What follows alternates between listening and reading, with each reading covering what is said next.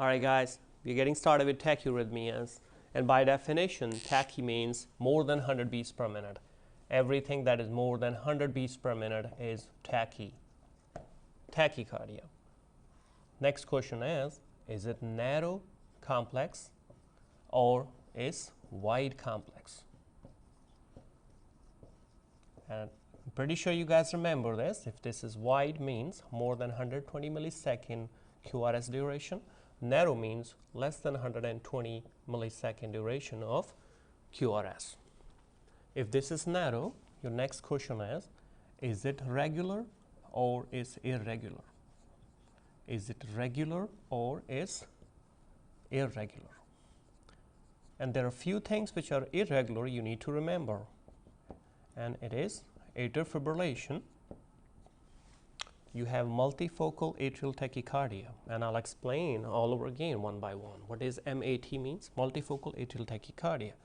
You can have sinus rhythm with PACs going faster than 100, making it look irregular. You can have what we call atrial tachycardia / atrial flutter. AF is atrial flutter, AT is atrial tachycardia with variable conduction.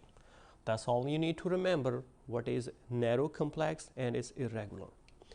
If this is regular, your next question is, do you see the P wave or no? If you have the P wave, P minus means no P waves. If you have the P wave, you should know what is RP interval. I'm pretty sure you guys remember from the introduction part, what are we talking about? Long RP versus short RP. Long RP tachycardias versus short RP tachycardias. Long RP is, there are only two things you guys need to remember. Again, we are trying to keep things simple. We are not trying to make it complicated. We certainly can, but we don't need to. For you guys, it's going to be sinus tach and atrial tach is long RP tachycardias. Technically speaking, there are a lot more things as well, but for you guys, only two things you need to remember which are long RP, and they are sinus tach and atrial tach. Short RP tachycardia is AV-RT and AV-NRT. AV-NRT. Let me delete that.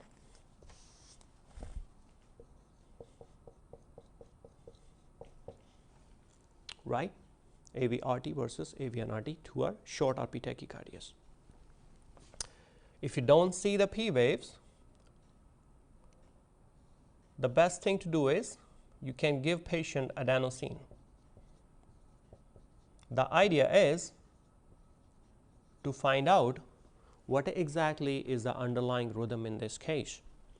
Most of the time, this is either AV-RT or AV-NRT, but there are two more things which can actually confuse you guys. So if you give adenosine 6 milligram to this patient, it's gonna break into three portions. It'll be either AV-RT or AV-NRT, or it will show you atrial tachycardia by beautiful underlying P waves, or it will show you underlying flutter waves, making diagnosis of atrial flutter just easy by just giving adenosine. 6 milligram adenosine is going to break. If this is breaks into sinus rhythm, the diagnosis is AV-RT or AV-NRT. If it does not break, it will show you underlying P waves, making differentiation either is atrial tach or is atrial flutter. By rule, everything that is 150 beats per minute is flutter until proven otherwise. Okay, this is the golden rule. I put it as an exception on this case. Everything that is 150 regular narrow complex tachycardia is flutter until proven otherwise. That's a classification for narrow complex, which we are going to cover in the next lecture. Wide complex tachycardia is, next question you want to ask is it regular or is irregular? Regular versus irregular. Regular means you have a V-tach or SVT with aberrant conduction or aberrancy. That simply means patient has underlying conduction problem, means their QRS is already more than 120 milliseconds. Just for example, they have left bundle or right bundle. VTAC, SVT, the aberrancy. If this is irregular, your diagnosis is atrial fibrillation with aberrancy, or they have atrial fibrillation with WPW, or they have they have polymorphic VTAC.